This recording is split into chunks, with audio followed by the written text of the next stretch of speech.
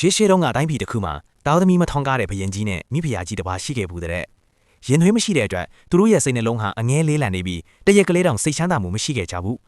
တနေ့မနက်မှာဘယင်ကြီးဟာနန်းတော်လေးသားဆောင်မှာရက်နေရင်းသူ့ရဲ့ကျဲပြောလာတဲ့စားချေမြေတွေနဲ့စီးစိမ်ဥစ္စာတွေကိုကြည့်ပြီးငါတေသွားရင်ဒီအရာတွေအားလုံးဘာဖြစ်ကုန်မလဲလို့တွေးတော့ပူပန်နေတာပေါ့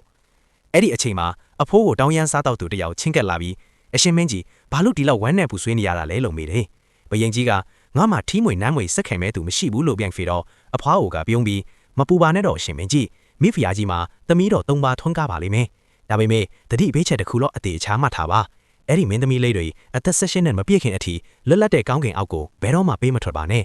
ထွက်ခဲ့ရင်ပြင်းထန်တဲ့နင်းမွန်နန်းကြီးကြလာပြီးသူတို့ကိုဆွဲခေါ်သွားပါလိမ့်မယ်လို့တတိပေးခဲ့တယ်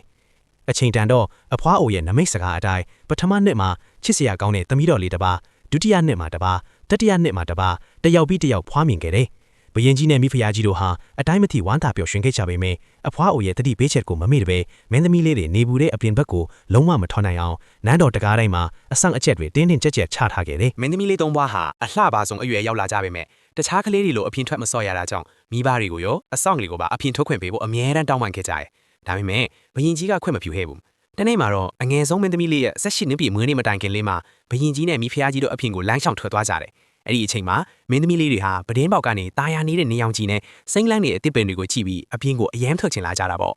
ကျမတို့ကိုဥယူနဲ့ပြီးစင်မှာကြည့်ပါအောင်ရာသီဥတုကဒီလောက်တာယာနေတာဒီလိုအချိန်မှာနှင်းကြစရာအကြောင်းမရှိပါဘူးလို့အဆောင်စစ်တဲကိုအတင်းပူစားကြတယ်စစ်တဲတော့လည်းဖျားလွင်နေတဲ့ကောင်းကင်ကြီးကိုကြည့်ပြီးခဏလေးပဲနော်ကျွန်တော်ပါအကျူလိုက်ခဲ့မယ်လို့ပြောပြီးခွင့်ပြုလိုက်မိတယ်မင်းသမီးလေးတွေဟာဥယျာဉ်ထဲမှာပန်းတွေခူးညွန်းပျော်မြူးနေကြတာပေါ့ဒါပေမဲ့ဥယျာဉ်ရဲ့အစွန်ဆုံးမှာရှိတဲ့အလှဆုံးနှင်းစီကွင်းကြီးကိုသွားကင်လိုက်တဲ့ခဏမှာပဲကောင်းကင်ကြီးမှောင်အတိကျလာပြီးပြင်းထန်တဲ့ဆေးမုန်တိုင်းကြီးကျလာကမင်းသမီးလေး၃ပါးလုံးကိုလေးထဲမှာဆွဲခေါ်သွားပါတော့လေ